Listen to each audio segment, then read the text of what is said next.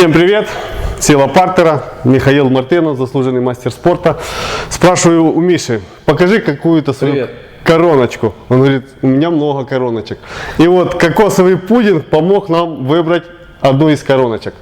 Поехали! Сегодня специально для кокосового пудинга. Кокосового пудинга. Подхват. Подхват.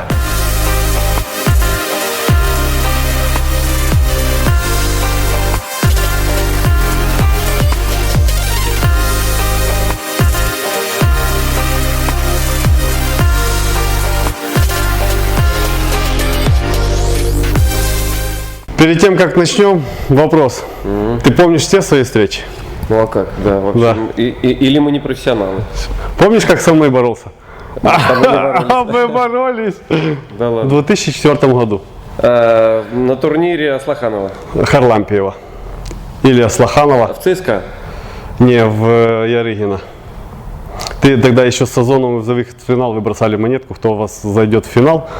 И вот первой встречи мы с тобой боролись. Ты зачем сейчас на камеру? Чтобы интересно.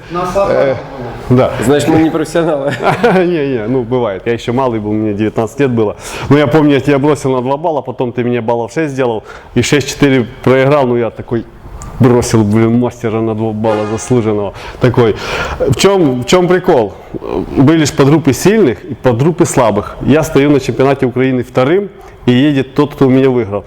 И они распределяют. Тот, кто у меня выиграл, в слабую подгруппу, а те к нам. Я думал, блин, вот это не повезло. А все-таки мне повезло. Я подержался, поборолся и окреп. Подержался за чемпиона мира, стал чемпионом мира. Во. Держитесь всегда за чемпионом мира. Так, подхват. Нам, наверное, местами поменять. Давай. Итак, подхват. Но благоприятная ситуация из учебников и для простого изучения, это когда человек на тебя напирает, поддавливает, и ты таким образом, да, можешь его вот сюда вот скрутить и, соответственно, подхватить своей ногой. Но надо эту ситуацию создать, ведь не всегда соперник на тебя напирает. Все умные, Да. понимают. Все, если я пойду, я упаду. Все реагируют, конечно, да. И подхват, как показала практика, бросается не только когда на тебя соперник наступает, но и когда он отступает. Или ты на него активно наступаешь. Вот, значит, о благоприятной ситуации. Итак, вот сейчас Иван расслабленный. Да, вот благоприятно, это когда он на меня вот так навалился, прям лег. Вот. И конечно же, разностоечники, да, то есть есть возможность у меня туда вот влететь изнутри и махнуть. И вот он на меня поддавливает. Основная моя работа руками, это, конечно же, его прижать вот к себе к груди вот сюда вот. Очень важна работа этой руки, обеих рук. Прижали.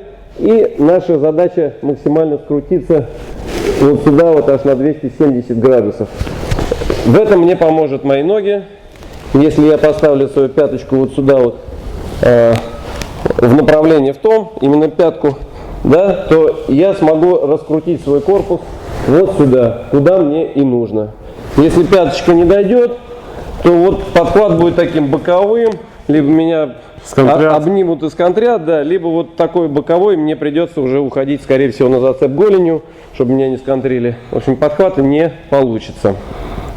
Вот. Итак, положить на себя и пяткой уйти как можно глубже в противоположную сторону, для того, чтобы иметь возможность хорошо скрутиться. Продемонстрируй. Сам подхват, да, сам подхват. Сразу чувствуется профессионал. Спасибо. Не больно, приятно даже. Итак, как же мы заставим его на себя лечь? Он же так лечь, ложиться не будет, да. Упираться, захваты, руки. В процессе многотысячных попыток на соревнованиях у меня родилась такая вот интересная подготовка с подсечкой изнутри. Но это не подсечка, на самом деле это выбив. Я выбиваю ногу. Для чего я это делаю? Для того, чтобы моя нога оказалась уже здесь. Одновременно, я когда выбиваю, я его путаю. Он думает, что это подсечка изнутри, и на меня реагирует, на меня начинает давить. А я в этот момент ему помогаю давить на себя же, я его к себе прижимаю. И складываются два усилия. Его усилие от того, что он реагирует на мою подсечку. и мои усилия, потому что я его прижимаю к себе. И получается вот такой вот интересный подхват.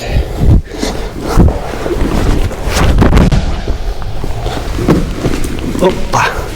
И еще разочек, да, наверное? Да. Вот здесь как раз можно использовать ту ситуацию, когда я на него давлю, тесню за ковер, он еще опять-таки сопротивляется, не хочет за ковер уйти. Вот, и я тогда вот его раз, таким образом подготавливаю для подхвата. Итак, когда вообще вот эту подготовку изнутри ее применять хорошо, да? Когда отступает раз, отступает, а особенно она вообще созрела, да, мне в те моменты, когда ты делаешь подхват, а соперник знает уже, что ты делаешь подхват, и он прячет коленку, ты промахиваешься и улетаешь. Давай продемонстрируем приблизительно. Да, как это может произойти. Да. Вот, чистый бросок. Меня так хорошо научил монгол на харлампийском турнире. Мы отборолись с ним 30 секунд, а я проигрывал уже 8-0.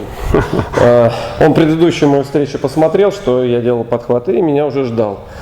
Ну, кстати сказать, я потом 10-8 выиграл эту встречу. Ну, крайне тяжело, сами понимаете.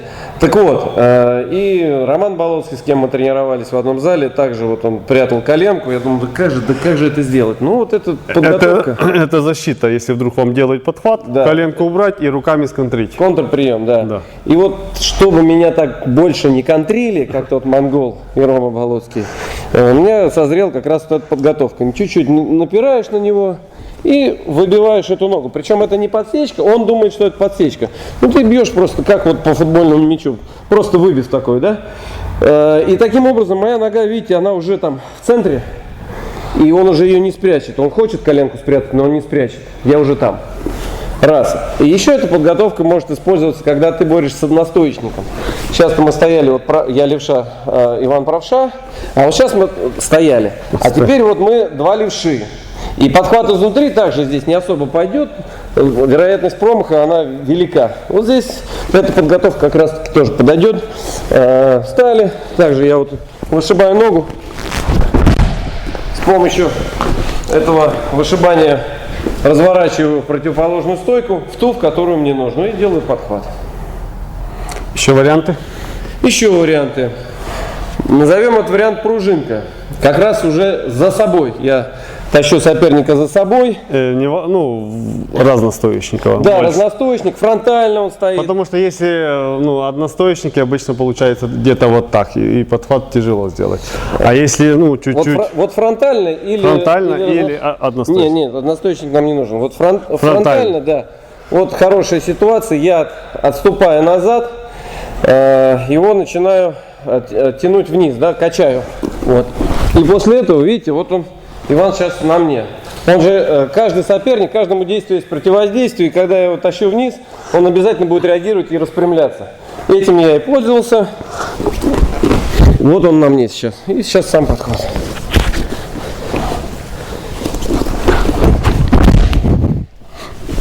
Здесь иногда даже и не влетаешь ногой, то есть выдергиваешь это так на себя, что просто уже ложится соперник. Да, успеть надо развернуться.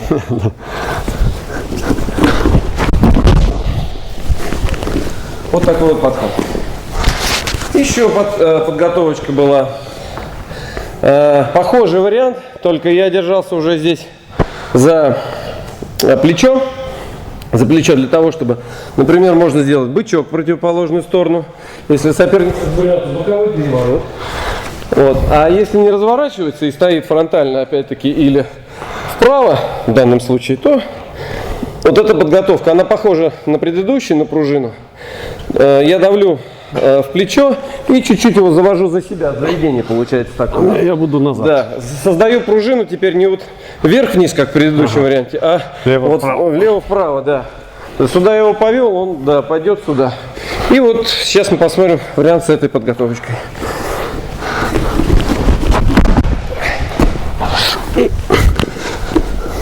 Еще разочек.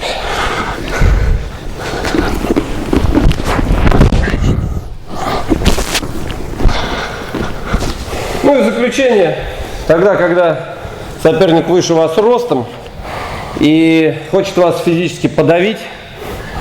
Вот так вот начинает подламывать, да. Здесь вам нужно найти точку опоры, как говорил, да, Архимед, если не ошибаюсь. Дайте мне точку опоры, я переверну весь мир. Точка опоры будет ваш захват на отвороте, да. Вот. И теперь ваша задача использовать его же давление, он же давит на вас. Ну прекрасно. Его давление используем, руками работаем, опять в том же направлении, что говорили в начале, прижать его к себе, да. А ногой помогаете делать одновременно это действие. Вот такую вставочку. Видите, я только делаю подготовку, Ваня уже шатается и прыгает на одной ноге. И иной раз даже не успеваешь домахнуть, соперник может упасть.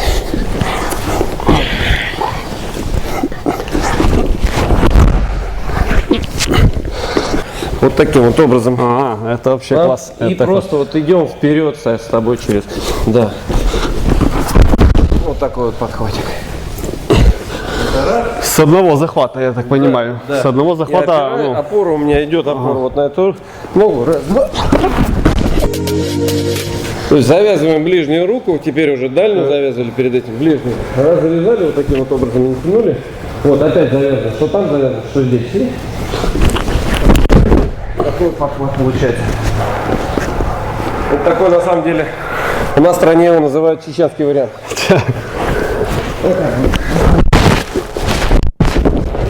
Даже такой больше перекат. Ну, он подхват изнутри. Ну, подхват, да, ну там, Ну, мы катимся, да, мы катимся. ну как бы нету такой большой динамики, но очень Нет эффективный. амплитуды, да, но работает.